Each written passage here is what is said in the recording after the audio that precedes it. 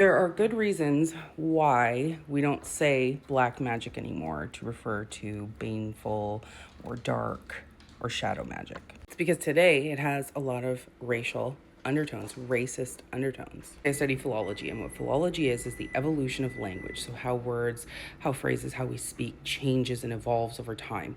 And when it comes to black magic, it started around. It actually started in the late ancient Roman period, and that's when the Romans decided to call healing magic like light or good magic, and they called like baneful magic dark magic. And then when you get into the early Christian period, that's when the early Christian church decided to call magic neutral or evil, because it gets into the whole demonology. They had to define things. So evil magic is black magic and comes from the devil, and healing magic would be neutral. So now it has no racial undertones at this point. It's just light good, dark bad. It continues on through the Renaissance period, and just an important note, we've got white European men coining these terms. We get into colonialism, and that's where things take a turn. Because in the previous centuries, what they would call black magic was usually magic they couldn't understand, astrology or cursing and hexing.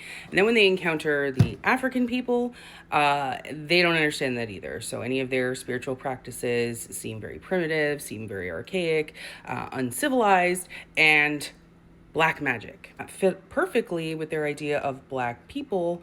And that's where black magic became associated with black people. You get into the 20th century when you've got, the occult revival and neo-paganism and Gardner. It starts to become, again, about white magic good, black magic bad. Black magic is also primitive. It's anything you don't understand. Even Aleister Crowley, who ironically is known as like a black magician, that's what most people call him today. He really categorized things as black magic that he didn't agree with or didn't understand, or just wanted to kind of deflect away from himself. Don't get me wrong, I respect Aleister Crowley. I absolutely acknowledge the contributions that he made to the occult, but he was very problematic. Anyways, back to the neo-paganism and the Wicca movement. If you read any occult books from the 70s and 80s, they will very specifically categorize white magic and black magic, and a lot of the times that black magic is associated with African spiritual tradition. And today a lot of witches are just very socially conscious. We understand, we admit that there's been colonization and cultural appropriation, and we don't want to use the term black magic anymore, because we know that it evolved over time from meaning just evil and demonic to anything that you don't understand or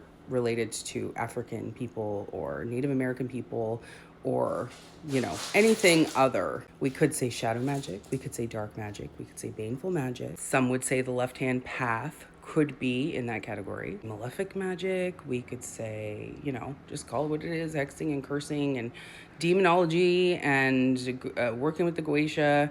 And it's in the dark, it's in the shadow, but it's not black. Do you know what I'm saying? Black magic is an outdated term, and the evolution of how black magic bad, white magic good, was the result of colonialism, not witchcraft. I hope that helps.